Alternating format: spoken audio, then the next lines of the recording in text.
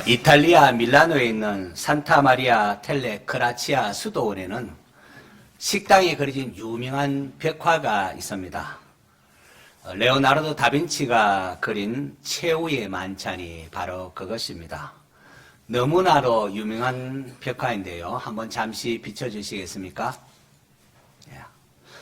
이 벽화는 예수님께서 지상에서 행하신 마지막 만찬을 배경으로 그린 것입니다.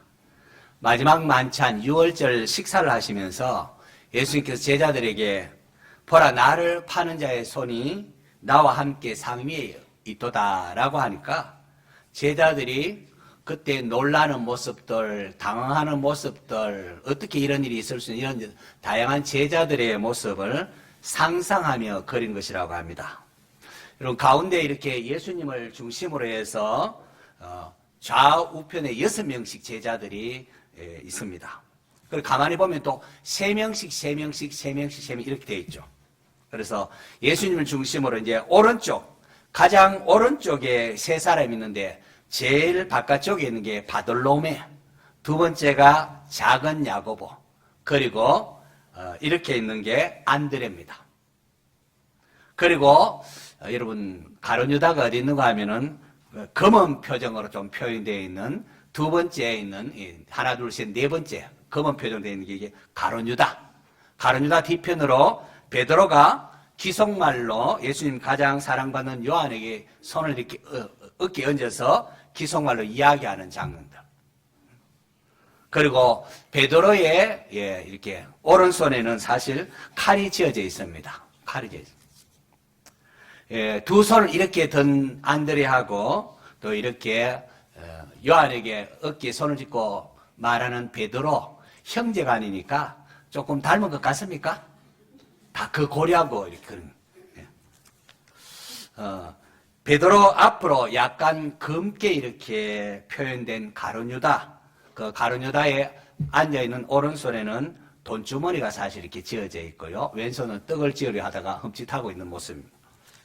그리고 예수님을 중심으로 이렇게 왼쪽으로 보면은 검지손가락 이렇게 지켜던 사람이 의심 많은 도마, 그리고 예수님 앞으로 이렇게 손을 이렇게 펼치고 있는 요한의 형제 야고보, 요한하고 또 야고보가 예수님의 좌우편으로 이렇게 형제가 앉아 있습니다. 그리고 두 손을 이렇게 가슴에 붙이고 있는 여기에 빌립, 그리고 나머지 3사람이 서로 반문하듯이 이렇게 이제 하고 있는 모습들인데, 마태, 다데오, 제일 또 왼쪽에 있는 게 시몬입니다. 시몬.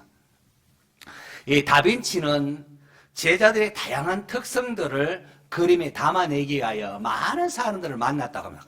누가 베드로를 가장 잘 표현했을까? 누가 가룟 유다를 가장 잘 표현했을까? 많은 사람들을 만나면서 그렇게 했습니다. 만약 여러분이 저것이 있었다면 여러분의 표정은 어땠을까요? 사실 이 벽화는 따로 그림만 떼어서 볼 게 아닙니다. 이 그림이 위치한 곳이 밀라노에 있는 산타 마리아 델레 크라치아라는 수도원 식당입니다. 식당 내의 사진 한번 볼까요? 여러분 보입니까? 요게 식당 저 안쪽 벽에 완전 벽면에 한 면에 이렇게 그림이 걸려져 있습니다. 식당 한쪽 면, 저 안쪽 면에 전체를 그리면서 이게 원근법으로 이렇게 그렸기 때문에 수도사들이 식당이나 그때는 테이블도 있겠죠? 식당에 이렇게 들어오면은 마치 예수님과 제자들이 앉아있는 공간으로 들어오는 것과 같은 착시 현상을 불러일으킵니다. 그림의 그 네기티브가 이렇게 식당 천정과 벽 모서리에 맞닿아 있는 것 정확히 이렇게 일치하기 때문에 그림 속의 방이 마치 그 식당과 연결된 듯이 보입니다. 아마 여러분이 이곳에서 식탁을 하게 된다면은 아마 예수님과 사도들과 함께 식사하는 것과 같은 그런 느낌을 가질 수도 있을 것입니다. 자, 됐고요.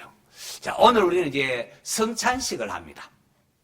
오늘 우리가 해간 이 성찬식은 예수님께서 12사도들과 함께 앉아서 지상에서 마지막으로 행했던 만찬 때에 명하신 것이 예수님께서 제정하신 거 명하신 것입니다. 오늘 건 성경 본문 22장 누가복음 22장 14절에 때가 이름에 예수께서 사도들과 함께 앉으사, 의도적으로 사도들이라 이렇게 봅니다. 예수님께서 사도들과 함께 앉으셨습니다. 누가복음 22장 1절과 7절 보면은 그때가 유대인의 명절인 유월절이라는 것을, 유월절을 배경으로 주어졌다는 것을 성경 우리에게 또 말하고 있습니다. 그래서 누가복음 22장 1절 또 7절 그리고 14절 보면은 그 헬라어 단어가 대문자, 헬라어는 앞에서 뒤면 소문자로 쭉 쓰는데 대문자로 기록했다는 것은 강조하는 겁니다. 그때 유월절을 배경으로 하고 있음을 강조해서 지금 설명하고 있습니다. 자, 유월절은 이스라엘 백성들이 애굽의 노예 생활에 있다가 해방된 날을 기념하는 절기입니다. 예수님께서 12사도들에게 내가 고난받기 전에 너희와 함께 이 유월절 먹기를 원하고 원하였노라. 원하고 원하였노라. 예수님께서 얼마나 이게 중요한지 원하고 원하였다라고 말합니다. 예수님은 바로 유월절이 예표하던 것을 성취하기 위하여 이 땅에 오신 하나님의 어린 양이시기 때문에 그렇습니다. 이스라엘이 애굽에서 해방되기 바로 전날 밤 이스라엘 백성들은 양을 잡아서 그 피를 문지방과 문설주에 바릅니다. 그러면 하나님의 심판의 사자가 오면서 피가 있는, 어린 양이 피가 있는 집은 넘어갔고 패스 오버했고, 어린 양의 피가 없었던 애굽의 가정에는 하나님의 심판에 의해 장자와 모든 초태생들이 죽었습니다. 그렇게 해서 이스라엘 백성들이 해방을 맞이하게 된 것이죠. 예수님은 유월절 하나님의 어린 양으로 이 땅에 오신 분이십니다. 이었고 예수님은 떡과 잔을 가지시고 성찬식을 제정을 하십니다. 예수님께서 이제 떡을 가지시고는 하늘으로 감사 기도를 하시고는 떼어서 제자들에게 주시면서 이것은 너희를 위한 내 몸이니라. 너희가 이것을 행하여 나를 기념하라 라고 하십니다. 또 잔을 가지사 또 하늘으로 감사기도 하시고 제자들에게 나눠주시면서 이 잔은 내 피로 세우는 새 언약이니 곧 너희를 위하여 붓는 것이라 라고 했습니다. 여러분, 예수님은 죄가 없으신 하나님의 아들이십니다. 그 하나님의 아들이 사람이 이 땅에 오셨는데 죄가 없으신 예수님께서 이번 유월절을 맞아서 대제사장과 서기관들과 장로들을 위하여 곧 체포되어서 십자가에 달려 죽게 됩니다. 왜요? 그것은 우리의 죄를 대신 담당하기 위해서라는 겁니다.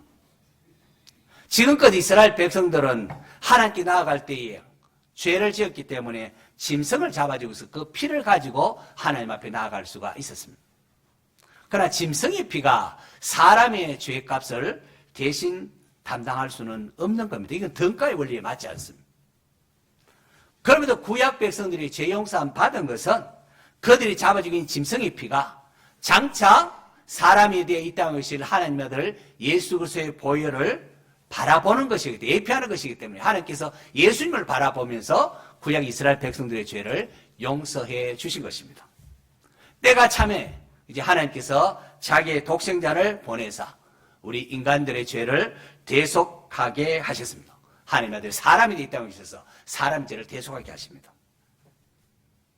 그래서 세례요한이 예수님을 가르쳐서 보라! 세상 죄를 지고 하는 하나님의 어린 양이로다 라고 한 것이고, 훗날 사도 바울도 우리의 유월절 양 곧 그리스도께서 희생되셨느니라 라고 합니다. 예수님이 피로 말미암아 죽음이 넘어가듯이 예수님 피로 말미암아 우리가 하나님 심판을 면하게 됐다는 거죠. 예수 그리스도의 보혈, 예수님께서 새 언약이 내 피로 세우는 새 언약이라 했는데 예수님께서 보혈로 세우신 새 언약은 옛 언약과는 중요한 차이가 있습니다. 옛 언약은 이스라엘 백성들이 시내산에서 하나님과 맺은 언약입니다. 하나님께서 이스라엘 백성들에게 너희가 내 말을 잘 듣고 순종하면은 너희들은 내 백성이 될 것이고 너희들은 왕 같은 제사장 나라가 될 것인데 너희들 언약을 맺겠느냐 할 때 아이고 우리가 그렇게 하고 말고요 하면서 그렇게 했습니다. 그런데 하나님께서 새긴 돌에 새긴 그 율법을 모세에게 줘서 모세가 백성들과 해서 이렇게 언약을 맺도록 합니다. 이런 점에서 옛 언약의 중보자는 모세입니다. 모세가 하나님 율법을 받아가지고 와서 백성들과 언약을 맺고 피를 뿌렸기 때문에 옛 언약의 중보자는 모세입니다. 하지만 이스라엘 백성들은 하나님의 율법을 받았지만은 그 율법대로 행하지 못하고 불순종함으로, 이스라엘 역사 전체가 불순종이에요. 불순종함으로 인하여 광야에서 죽기도 했고, 또 나중에는 결국은 아수르에 의하여, 바벨론에 의하여 멸망하고 맙니다. 율법의 행위로는 하나님 앞에 의롭다 하심을 얻을 육체가 없습니다. 아담으로부터 물려받은 우리 죄성을 가진 우리 인간으로서는 율법의 행위로 하나님 앞에 의롭다함을 받을 수가 없습니다. 죄성을 인하여 우리가 연약하여 넘어질 수밖에 없습니다. 그러니까 율법으로는 죄를 깨달을 뿐입니다. 내가 잘못했구나. 죄를 깨달을 뿐입니다. 그런데 율법 외에 한 의가 나타난데 그것이 바로 예수 그리스도를 믿음으로 말미암는 믿는 자에게 미치는 하나님의 의입니다. 하나님의 의입니다. 그것이 이제 새 언약이에요. 성찬식이 나타난 새 언약, 예수님께서 말하는 새 언약입니다. 하나님께서 이스라엘 백성들이 언약을 지키지 못하고 율법을 지키지 못함을 보시고 또 아시고 장차 날이 이르면은 새 언약을 맺겠다 그렇게 말씀하셨는데 지금 때가 이르렀다는 게 바로 그때를 말하고 있습니다. 이 새 언약은 성부 하나님께서 누구를 보내사? 성자 예수님을 보내서 하나님을 대표로 해서 예수님을 보내서 이스라엘 백성들을 대표해서 12사도, 새 이스라엘을 대표한 12사도와 예수님이 하나님과 이스라엘 백성을 대표해서 맺은 겁니다. 그래서 새 언약의 중보자는 예수님이십니다. 예수님께서 자기의 피로 우리의 죄를 대신 담당한다. 너희를 위해 흘리는 피니라. 너희를 위해 찢어진 몸이니라. 예수님께서 자기 피로 우리의 죄를 대신 담당한다는 것이 새 언약입니다. 그래서 바울은 모든 사람이 죄를 범했으며 하나님의 영광이 이르지 못하더니 그리스도 예수 안에 있는 속량으로 말미암아, 속량 죄값을 치렀다. 값을 치르면 속량으로 말미암아 하나님의 은혜로 값 없이 의롭다 하심을 얻은 자 되었느니라. 우리가 어떻게 해갖고 의롭거든 게 값 없이, 우리는 값이. 그러나 예수님께서 어마어마한 값을 치르셨죠. 때가 참에 하나님이 그 아들을 보내사 여자에게 나게 하시고 사람으로 태어나게 하셔서 율법 아래 나게 하신 것은 율법 아래 있는 우리 사람들의 죄를 속량하시고 우리로 아들의 명분을 얻게 하려 하심이니라고 했습니다. 너희가 그 은혜에 의하여 믿음으로 말미암아 구원을 받았나니 이것이 너희에게서 난 것이 아니요 하나님의 선물이라. 하나님의 선물이라. 행위에서 난 것이 아니니 이는 누구든지 자랑하지 못하게 함이라고 했습니다. 새 언약은 옛 언약과는 달리서 우리가 어떤 행위에 의하여 구원함을 받는 것이 하나님의 백성, 하나님 자녀 되는 것이 아니라 전적인 하나님의 은혜로 구원함을 받는 것을 말합니다. 새 언약의 중보자이신 예수님은 우리를 위하여 친히 율법을 다 이루셨고 다 지키시고 의를 이루셨고 죄가 없으심에도 불구하고 죄인들이 받는 죄사함을 받는 세례 요한의 세례를 받음으로 죄인의 자리에 서셨습니다. 그렇게 하셔서 십자가에서 죄가 없으심에도 피 흘려 죽어 주셨습니다. 이 점에 대해서 사도 요한은 율법은 모세로 말미암아 주어진 것이요 은혜와 진리는 예수 그리스도로 말미암아 온 것이라 그렇게 고백하며 외칩니다. 그러므로 우리가 하나님 앞에 내가 뭐 잘해서 내가 이렇게 해서 이거 내세울 수가 없습니다. 새 언약을 대할 때 우리가 해야 될 것은 그저 하나님의 은혜인 줄 알고 오직 감사와 찬송만 할 따름입니다. 사실 옛 언약도 구원을 얻기 위한 방편으로 주신 것은 아니었습니다. 옛 언약은 하나님의 거룩함을 나타내는 것으로 그것을 통하여 우리의 뿌리 깊은 죄성과 우리의 연약함을 발견하도록 해서 하나님 어쩌면 좋습니까 하면서 하나님의 은혜를 구하도록 하기 위함입니다. 그래서 이것은 유대인이나 이방인이나 차별이 없습니다. 율법을 가졌다고 안 가졌다고 상관없어요. 다 죄인입니다. 그래서 자신의 죄인됨을 알고 하나님 도와주세요 하고 누구든지 주의 이름을 부르는 자는 구원을 받으리라 라고 합니다. 유대인이든 이방이든 상관이 없습니다.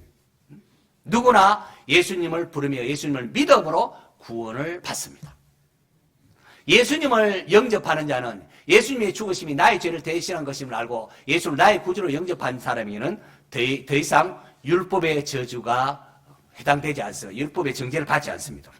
갈라디아서 3장에 보시면은 그리스도께서 우리를 위하여 저주를 받은 바 되사. 예수님 죄가 없으신데 십자가에 달리고 왜 그러냐? 우리를 위하여 저주를 받은 바 되사 율법의 저주에서 우리를 속량하셨으니 라고 했습니다. 내가 바다의 율법의 모든 주주, 내가 지키는 모든 율법의 저주를 예수님께서 십자가에서 다 담당하셨다는 거예요. 하나님께서는 독생자 예수님이 십자가에 못 박혀 죽으실 때에 내가 거기서 죽었다, 우리가 죽었다, 그렇게 인정해 주십니다. 우리 예수님께 세례를 받을 때 예수님과 접붙임이 되어서 예수님 죽을 때 우리가 죽은 걸로 하나님 인정해 주시는 거예요. 그분의 죽음이 바로 나의 죽음을 대신한 것이기 때문입니다. 성경은 하나님은 사랑이시다라고 말하고 있는데요. 사도 요한은 오후에 보라, 아버지께서 어떠한 사랑을 우리에게 베푸사 하나님의 자녀라 일컬음을 받게 하셨는가. 우리가 그러하도다 하면서 하나님의 사랑에 감격합니다. 그리고는 하나님의 사랑이 우리에게 이렇게 나타난 바 되었으니 하나님이 자기의 독생자를 보내심은 그로 말미암아 우리를 살리려 함이라. 사랑하는 자들아, 하나님이 이같이 우리를 사랑하셨은즉 우리도 서로 사랑하는 것이 마땅하도다라고 했습니다. 죄인인 우리를 하나님이 이같이 사랑하셨으니까 우리도 나에게 조금 잘못한 것 있더라도 서로 사랑하는 것이 마땅하도다. 주님의 몸과 피를 기념하는 우리가 성찬식에 참여하면서 교회 공동체가 어떠한 공동체가 되어야 되는지 여러분 생각하셔야 됩니다. 하나님의 사랑을 입은 자로서 주 안에서 함께 형제 자매된 바로 옆에 계신 분들을 사랑으로 섬기겠노라 결심하시기를 바랍니다. 성도 여러분, 예수님께서 지상에서 행한 최후의 만찬에서 사도들에게 너희가 이것을 행하여 나를 기념하라라고 하셨습니다. 오고 오는 모든 교회는 주님께서 사도들을 통하여 제정하신 이 성찬식을 통하여 주님을 기념하도록 부름을 받습니다. 그래서 교회담은 성찬식이 있어야 됩니다. 우리가 성찬식에 참여할 때, 주님의 떡과 잔을 받을 때에 주님께서는 영으로 우리와 함께 하십니다. 내 혼자 먹고 하는 게 아니라 주님이 성령을 보내서 우리가 지금 함께 한다는 겁니다. 얼마나 놀라운 겁니까? 떡과 잔을 받을 때에 우리가 받는 떡과 잔이 주님께서 날 위하여 찢기신 주님의 몸과 피를 기념한다는 사실을 알고 받으셔야 됩니다. 그럴 때에 영으로 주님께서 우리와 함께 하십니다. 감사함으로 받을 수 있기를 바랍니다.